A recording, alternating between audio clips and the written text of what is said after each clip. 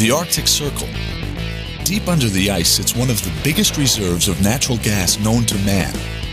To get to it, it'll take a state-of-the-art gas refinery, a giant metal monster. And this is it. It weighs a staggering 35,000 tons, and it's bigger than a football field. The trouble is, it's been built in Spain, 3,000 miles from the Arctic Circle. Now all they've got to do is get it there.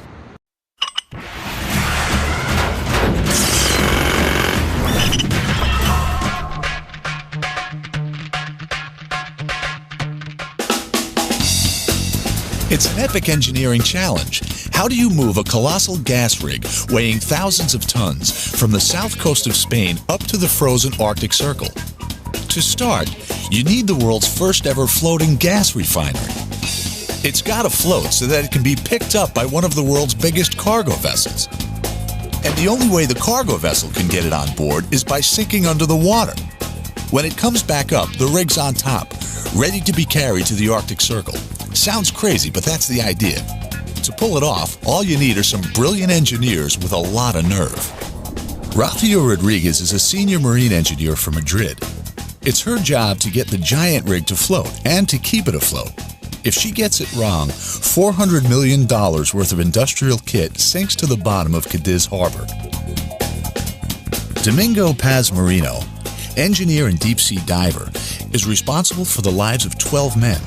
These diving engineers have to fix the underside of the massive rig as it floats in the water, and it's one of the most perilous jobs in the whole operation.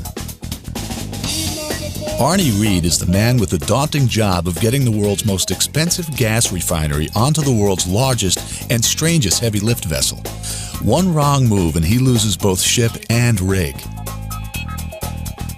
They're all experts in their field, but experience will only take them so far because this is an engineering challenge that has never been attempted before.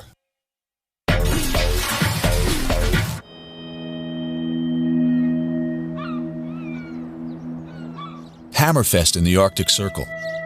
This is the world's most northerly town, unbearably cold except for a few short summer months. But this small fishing port is about to be transformed. Because deep beneath the Arctic seas off the coast from Hammerfest sits one of the largest known reserves of natural gas in the world. 250 billion cubic yards of methane is buried a few miles beneath the frozen Arctic Sea. A vast untapped reservoir of energy. It's summer now and the engineers are drilling a staggering 2 miles into the seabed. From here, they've got to pipe the gas 100 miles beneath the sea to Hammerfest, and then turn it into liquid fuel.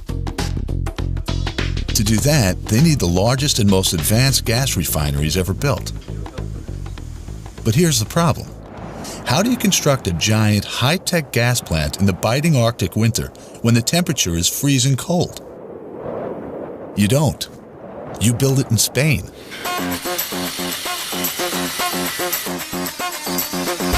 Cadiz in southern Spain. For 2 years, 3,000 workers have been building Statoil's massive refinery here. 4,000 tons of pipes, 700 miles of electrical cable, 46,000 cubic yards of fireproofing and insulation, 10,000 tons of industrial pumps, gas tanks, and other equipment. This is one mother of an Arctic gas rig, and they call it Snohvit. It's July 2005 and work on the rig is all but finished. Now comes the biggest engineering challenge of all. Snohvit has been built in the shape of a large rectangle to fit perfectly onto one of the world's largest cargo ships. But how do you get her on board? No crane in the world is big enough to lift such a monster. Instead, Snohvit must be towed out to meet the ship in the middle of Cadiz Harbor. Sounds good in theory, but will it work? It's 4 o'clock in the morning. In 30 hours' time, the giant gas rig known as Snohvit is due to leave Cadiz Harbor. The rig was built on a sandbank by the dock, and that's where she's still sitting. But now, engineers are preparing to float Snohvit for the first time. Lazaro Gonzalez, the dockside supervisor, explains the operation to his men. This is the first floating gas refinery ever built. None of these men have attempted anything like this before. La idea es quitar todo el agua de la barcaza cuando la marea está bajando y luego es la marea la que nos la sube. El tema de las bombas, ahí tenemos, para el que no haya estado metido en el tema, un gran entresijo de tuberías, bombas, mangueras hidráulicas, cables de sensores de sondas. Por favor, que todos los trabajos que tengamos que hacer pasen por Manolo, no vayamos a desmantelar algo que esté operativo. Snohvit has been built on a series of 15 massive tanks, each containing roughly 1 million gallons of water. At the moment they're full and the rig is sitting safely by the dock on the sandbank. But when the water is pumped out, the tanks effectively become metal balloons, lifting the refinery out of the water. At least that's the theory. The trouble is, to fit Snohvit onto a ship, she's had to be built in the shape of a huge brick. She's tall and top-heavy. It's vital that the water is pumped out of the ballast tanks at exactly the same rate. Otherwise, Snohvit could capsize. This is a critical moment for the engineers on the rig, who are controlling the operation. She may be young, but Rocío Rodriguez is a highly qualified senior marine engineer, and she's in charge of floating Snohvit into the harbor. We're pumping the water out in a controlled way so that we can be sure that the boat is touching the ground. The pumps have been working for 30 minutes, and we're now checking that the flow of the water is as we predicted. But within only a few minutes, things start to go wrong. Rocío's fear was that some of the pumps would work at different rates, and that's exactly what's happening. Every minute the rig is getting lighter in the water, and its center of gravity is shifting. If she can't fix it, $400 million worth of industrial kit could soon find a new home at the bottom of Cadiz Harbor. Ballast engineer Manuel Leal arrives to find out what's going wrong.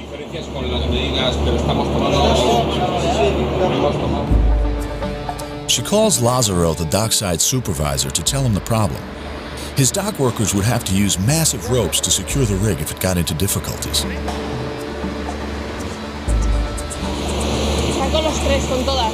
Y allí sale igual. Por ahí se ven un montón los caños. Por eso me he dado cuenta que están las dos bombas funcionando de los tanques 31 y 41. Pero dice, ahora la siguiente media hora no van a trabajar. Es que vamos muy rápido. Si esas bombas van muy rápido, entonces las paramos. ¿Qué? ¿Es necesario que no trabajen y se lo punto? Ya, no. Lo que pasa es que igual lo que hago es que acaben antes ahora. En vez de a la media hora que se acaben.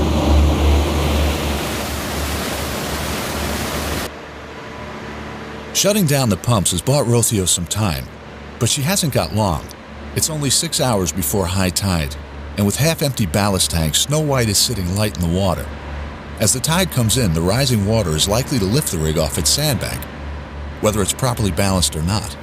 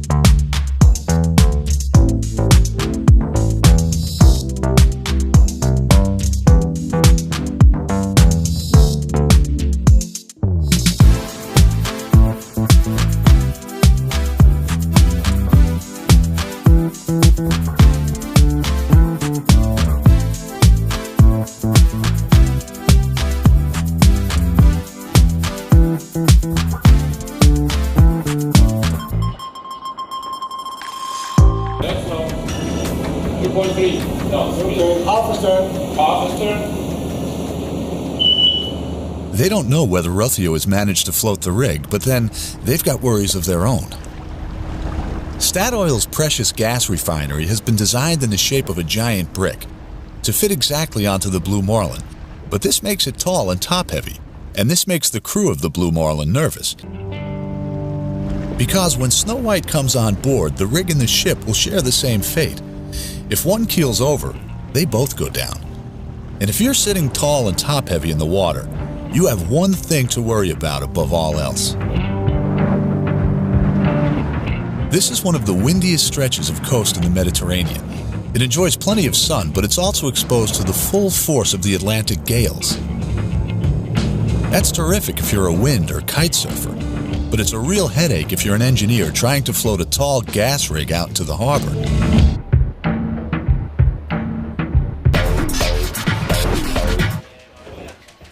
It's 10 a.m. and Rocio has been called to an emergency meeting of senior engineers. The tanks are still holding water and the wind is close to the upper safety limit. But high tide is expected in 3 hours. Delaying the launch could spell disaster. More or less the same. Yeah. The values? We have taken out 16,300 tons of water, approx 300 tons less than the ideal situation. And the weather forecast? The wind's a little higher in the forecast, but what we've seen, the last measurements are still within the range. But you've seen those, so. The decision lies with this man, Henrik Sverdrup, a highly experienced marine engineer representing the insurance company underwriting this massive project. His word is law. If Pagalis wants to continue that pricing, I have no objection.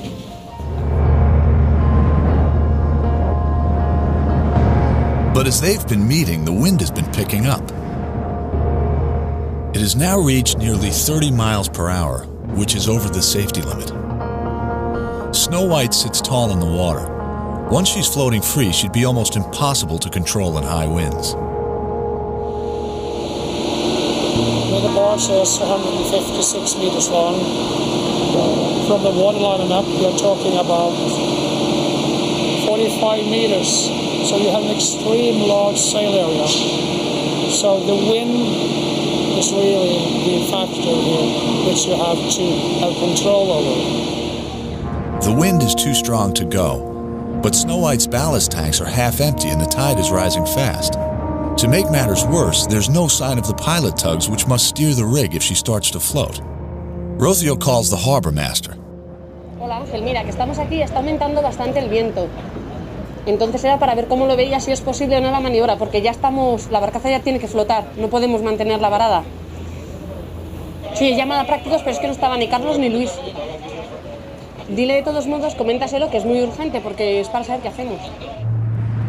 The Blue Marlin is gradually maneuvered into position by Chief Pilot Carlos Valle, supervised by the Blue Marlin's Captain Posnax. 1.5 knots speed.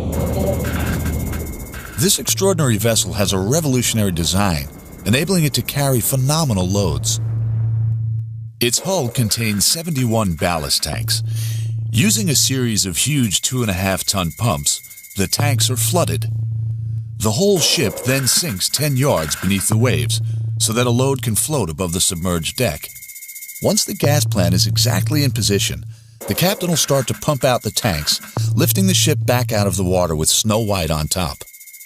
But to make room for the sunken ship, a massive hole has been dug in the bottom of Cadiz Harbor, 330 yards long, 109 yards wide, and 21 yards deep. All they've got to do is find it. Using global positioning satellite systems along with traditional charts, Captain Posnax and Chief Pilot Valle attempt to maneuver the ship over the pit. Back at the dock, Henrik is wondering whether to cancel the launch. The pilots still haven't got back to Rocio.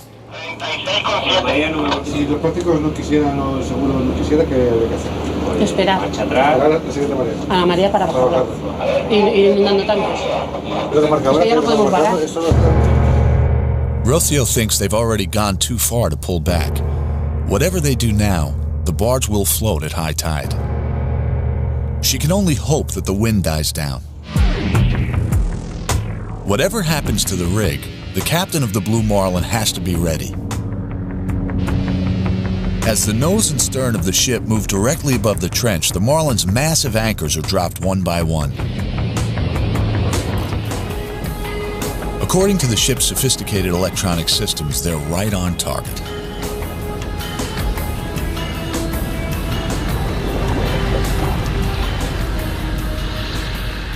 Which is more than can be said of the gas rig. Rocio was right.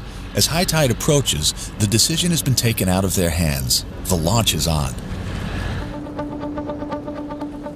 Rocio races off to meet the tug pilots who have arrived just in time.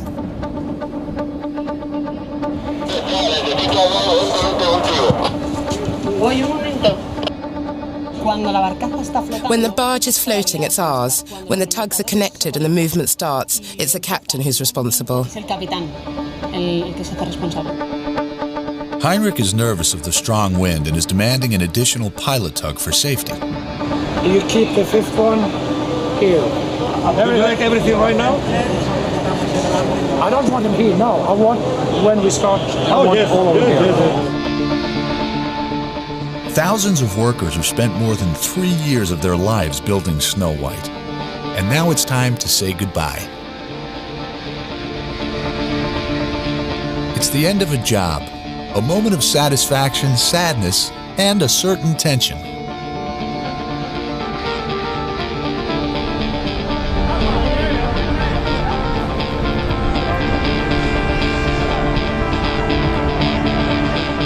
The giant refinery slowly edges away from the dock. The barges appear to be having difficulty steering. Snohvit is not a boat. She has no engine or rudder. She's a 35,000-ton floating brick. But she seems to be sitting evenly in the water, much to Rocio's relief.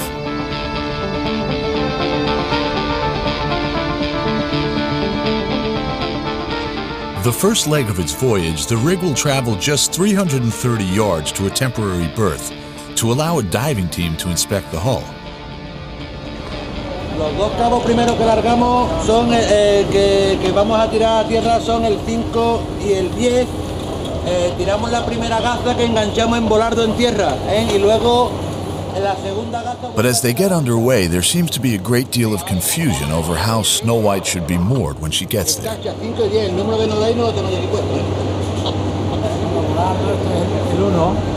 Esta es la posición de la barcaza, ya una vez que está. This is the position of the barge.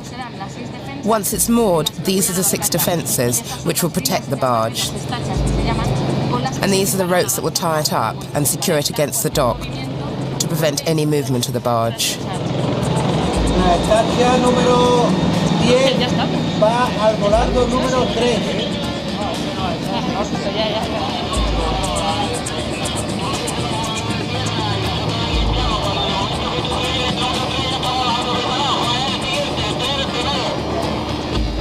El 3 es el primero y el volardo número 9 el segundo para la estacha número 5.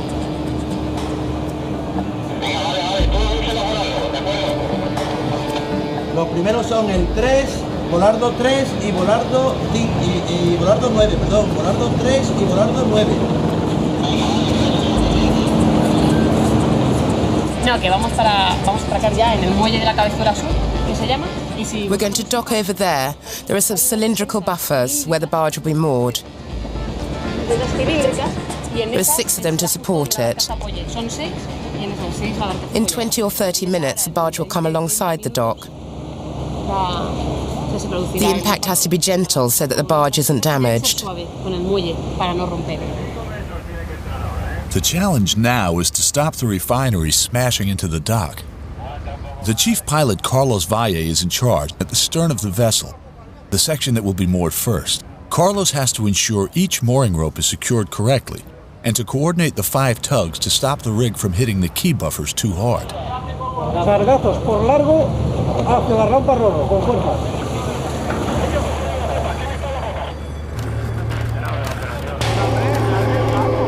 The first attempt at docking has to be aborted.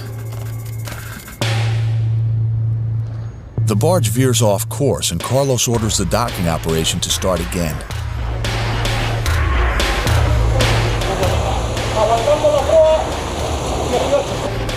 Once again, time is against them. Slack tide is over, and as the water recedes, the currents in the harbor are getting stronger by the minute. The rig must berth quickly. Todos los remolcadores parados, todos. No, hombre, no, por favor. Dale fuerza, fíjate. Ya estamos apoyados con todos, Paco. The riggers were not fast enough, you know. They were not aware about what I want to do. and they got a little bit confused. And during this moment, we lose the control of the bow. Despite the problems, Snohvit has survived her first short voyage. In the end, it was all fine. We've nearly finished. We just need to attach a few mooring ropes to secure the barge, and then we're done. We're very happy. Muy contentos.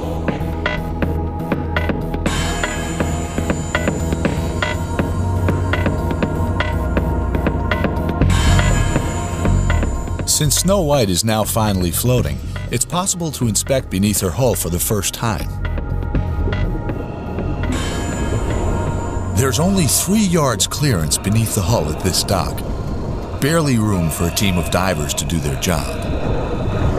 And it's one of the most hazardous engineering jobs in the world. No está cómodo ahí, ¿no? Relativamente, hay mucha corriente. Mucha corriente. Corriente en dirección sur, ¿no? Domingo Paz Marino is the team leader. He's been diving for more than 20 years in every part of the world. Working underwater beneath the rig is dangerous. Visibility in the narrow gap under the hull is just 18 inches.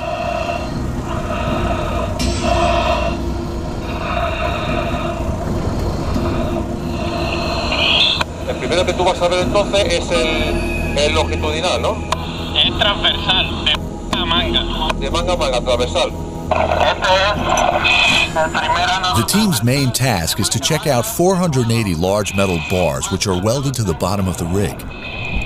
These 6.5-foot long bars are called anodes and are vital to protect all steel vessels from corroding in seawater.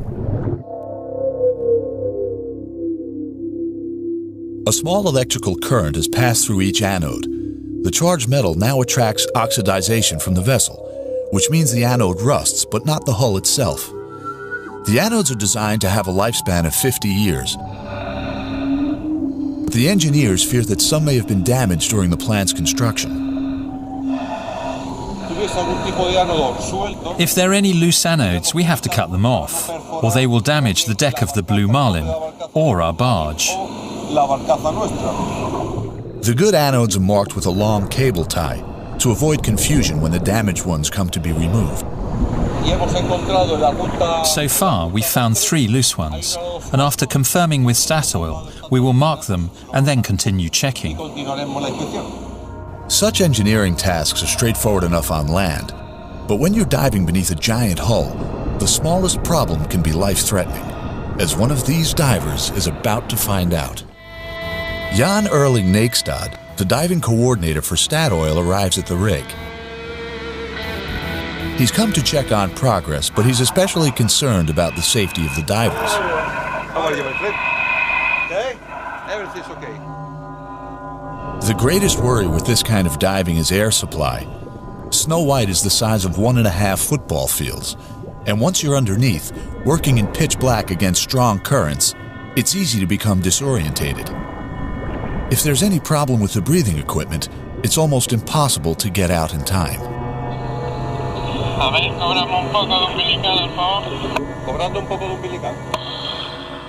The umbilical links the divers to the world above.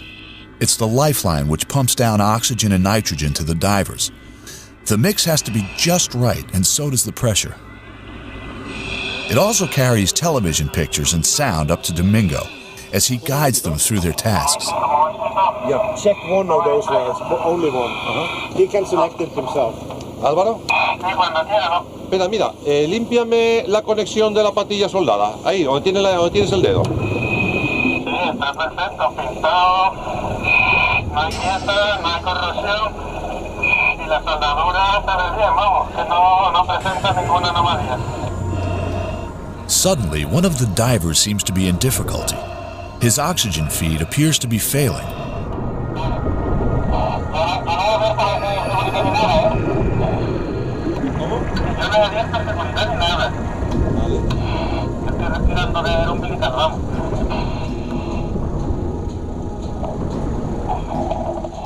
Jan wrestles with the umbilical control box to adjust the air pressure. It's hard to tell precisely what's wrong with the mix. They have to alter the flow and wait to hear from the diver. Tony?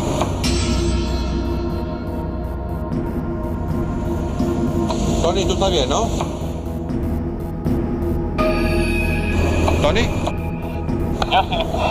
Dale, socio. Vamos tirando de ti, ¿eh?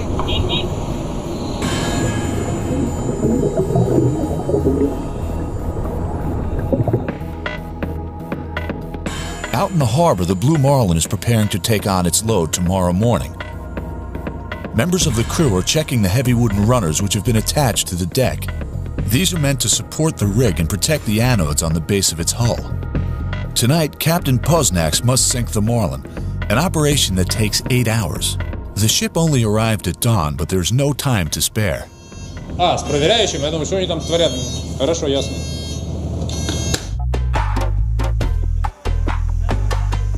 Divers have located 8 damaged anodes beneath the hull. Now they've got to go down again to remove them. ¿Ves si tiene luz? No, no tengo luz. Pues entonces hay problemita. ¿No tiene luz? Sí, ya tengo. Dame un poco más de intensidad. Un poquito más de intensidad. First, they must attach ropes to the faulty anodes, then cut them off using powerful oxy-arc torches. But the current is getting stronger all the time and is dragging the divers from the mooring point.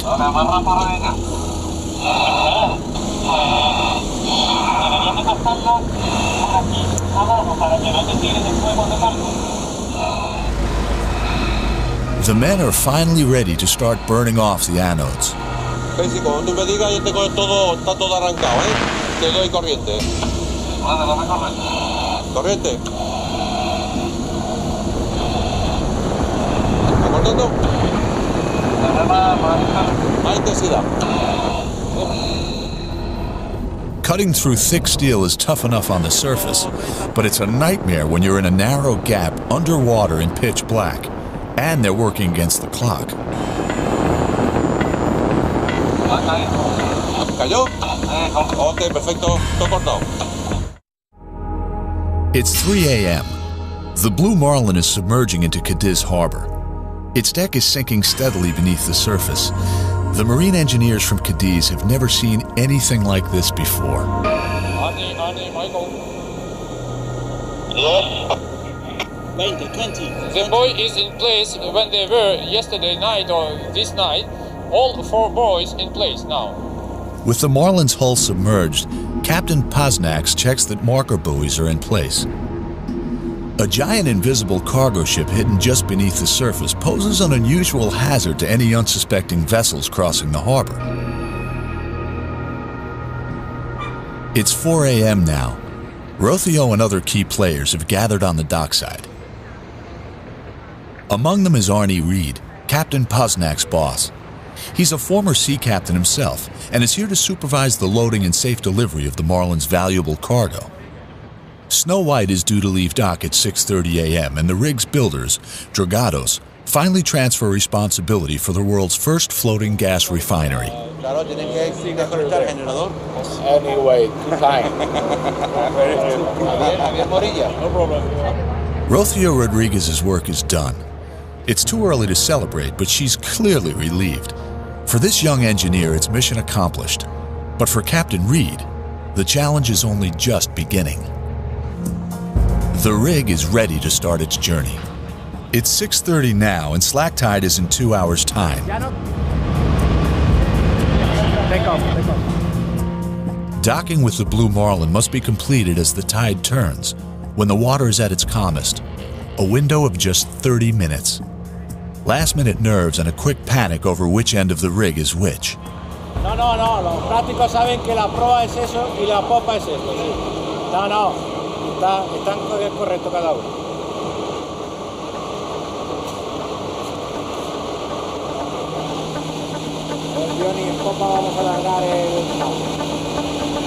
The harbor master gives the order for the first rope to be released.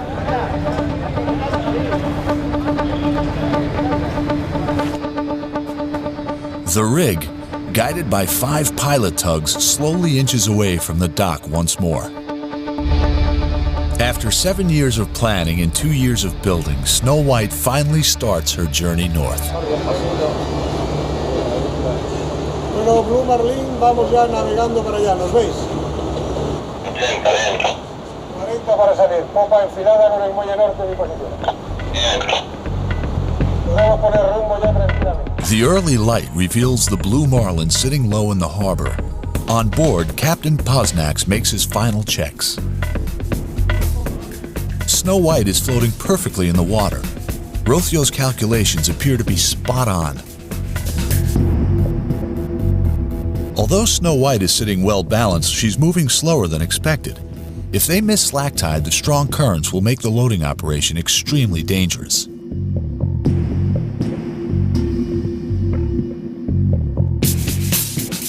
On the deck of the Marlin, a tall metal post has been erected. When the ship is sunk, the post remains visible above the surface of the water. This is the guide post, used by Arnie Reed to steer the rig into the exact correct spot. It's vital that Snohvit is perfectly positioned over the Marlin. If she's not, there's a danger the ship will keel over as it lifts out of the water. And now the pressure is on. They've only 30 minutes to raise the ship before the tide begins to go out. Otherwise, the massive ship will be sitting with only 3 feet of water beneath its gigantic hull. As the rig moves closer to the ship, Arnie Reed takes command. A motor launch makes its way to the rig, carrying the end of a massive winch rope. This is one of several ropes which will pull Snohvit towards the ship and secure it in position. Carlos, who is perched precariously on the corner of the rig, radios instructions.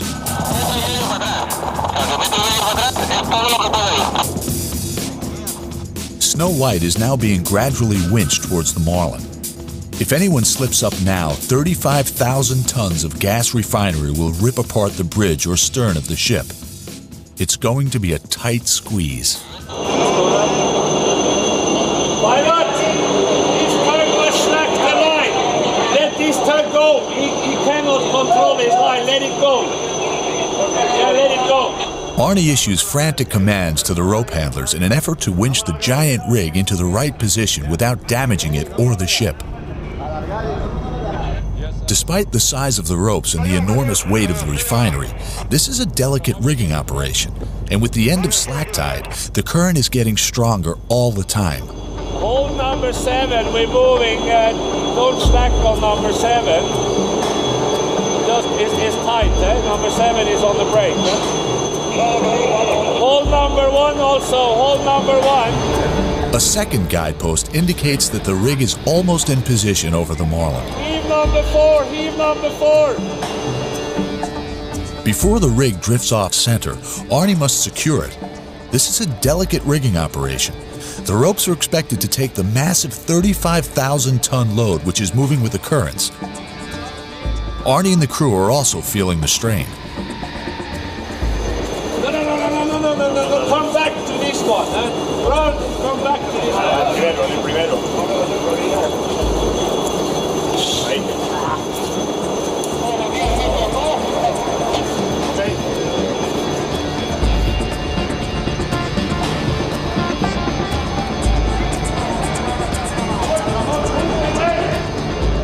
If any one of these huge ropes were to snap, there'd be a deadly whiplash. There's a lot riding on this rigging job, and the buck stops with Arnie.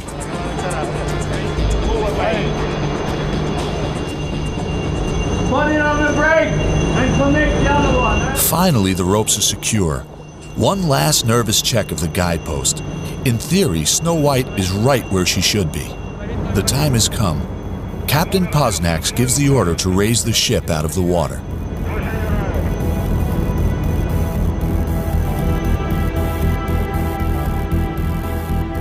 As its massive ballast tanks are pumped dry, the mighty Blue Marlin slowly rises from the bottom of Cadiz Harbor, and as it does, the world's first floating gas refinery is lifted majestically out of the water. Together, the Marlin and the rig weigh a staggering 100,000 tons. It's an awesome sight. The world's strangest cargo ship taking aboard an extraordinary passenger.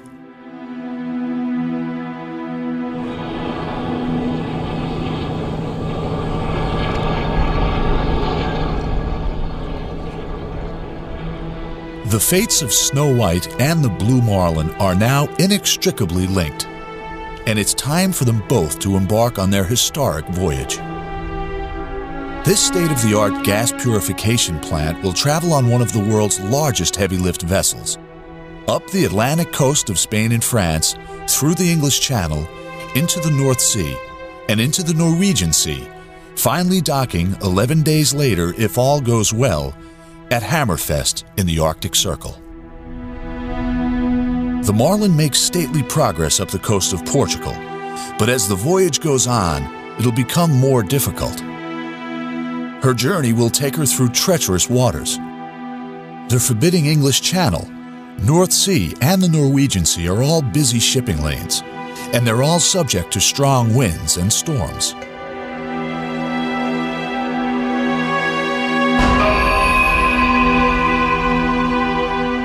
The Marlin and her crew must travel 3,000 miles to reach the Arctic Circle. The voyage should take them 11 days and nights, and every day, as they head further north, it's getting steadily colder. Hammerfest in the Arctic Circle, the world's most northern town. Statoil workers have been making the most of their short summer with parties, beer festivals, and beach volleyball competitions.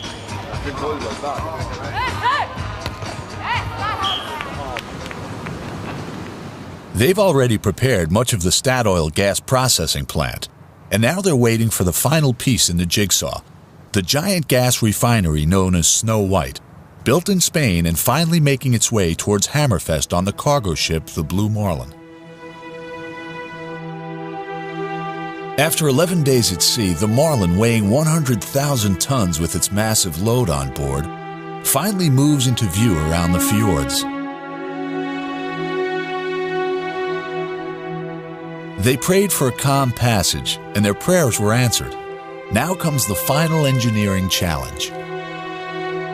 The gas rig was designed to fit exactly onto the Blue Marlin.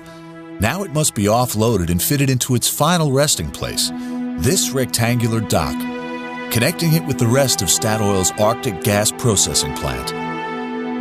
When it's working, this huge maze of interconnecting pipes and tanks will form the heart of Statoil's gas processing operation. Over its lifetime, it will suck in millions of tons of natural gas every day and convert it into liquid fuel. Before Snow White can be docked, she needs one last inspection by divers. They must check that none of the metal anodes on her hull have been damaged on the long journey from Spain, and it's another perilous job. Diving here poses its own special problems.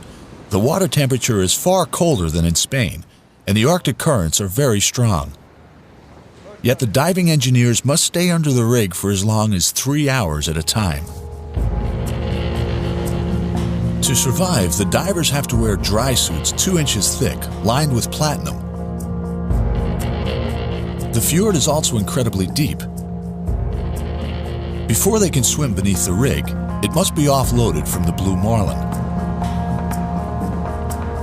First, water is pumped into the ship's ballast tanks, allowing the Blue Marlin to submerge into the fjord. As it does, the ropes are released, and Snow White gracefully floats off.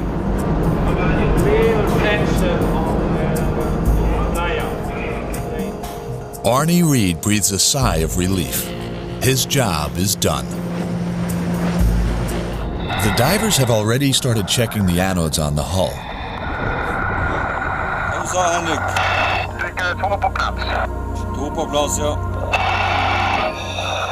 But there are unexpected problems.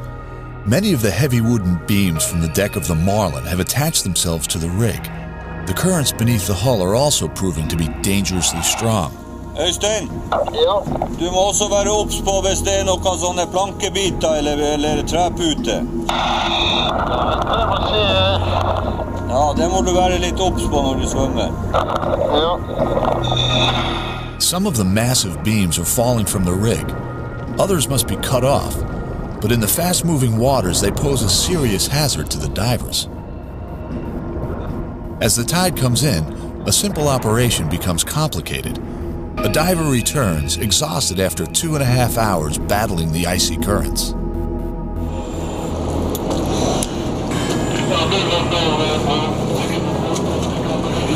ser 15 meter på lyset, jag såg det till slut. Såg inte du mig heller?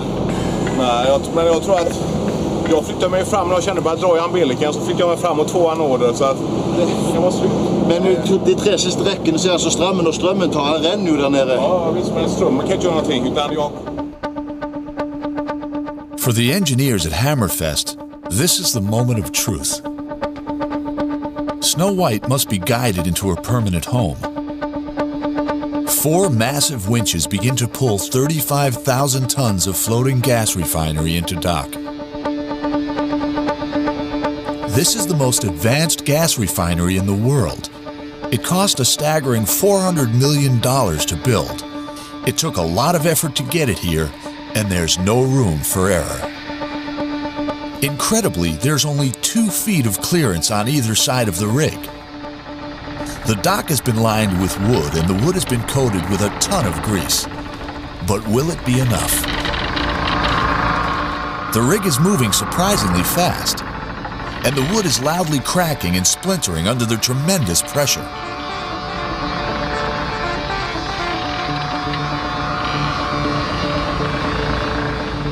Snow White inches further towards the buffers until at last, and in one piece, the giant rig comes to rest.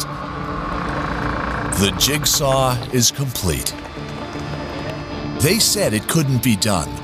The vast gas reserves buried beneath the frozen Arctic Sea were too remote. The Arctic winters were too cold. But here it is, the first remote-controlled subsea gas production facility in the world. And at its heart, the world's most advanced gas refinery, built 3,000 miles away in sunny Spain. They said it was impossible. But engineers like Rocio Rodriguez, Domingo Paz Marino, and Arnie Reed found a way.